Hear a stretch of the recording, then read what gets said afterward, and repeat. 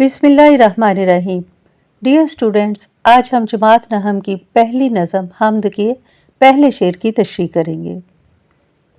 یہ زمین یہ فلک ان سے آگے تلک، جتنی دنیائیں ہیں سب میں تیری جھلک، سب سے لیکن جدا اے خدا اے خدا۔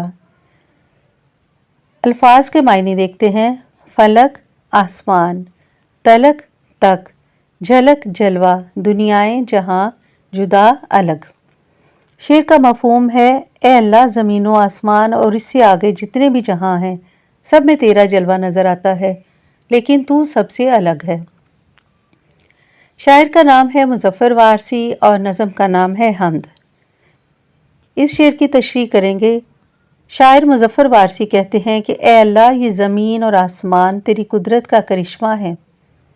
ان سب سے دور اور بھی دنیائیں ہیں جنہیں صرف تو ہی جانتا ہے کہ وہ کیسی ہیں، کیونکہ تو ان کا خالق و مالک ہے، لیکن ہماری نظر جہاں تک پہنچتی ہے ہر چیز میں تیرا جلوہ ہے، اور یہ ساری کائنات دیکھ کر تجھ پر ایمان مضبوط ہوتا ہے۔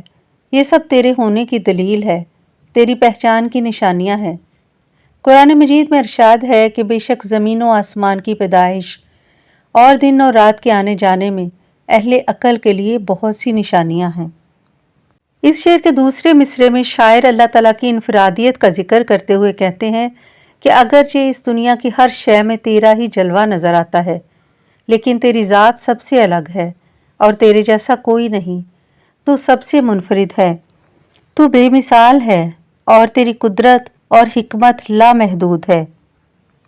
قرآن مجید میں ارشاد ہوتا ہے کہ کوئی چیز اس کے مثل نہیں، یعنی اللہ تعالیٰ کی برابری کی نہیں۔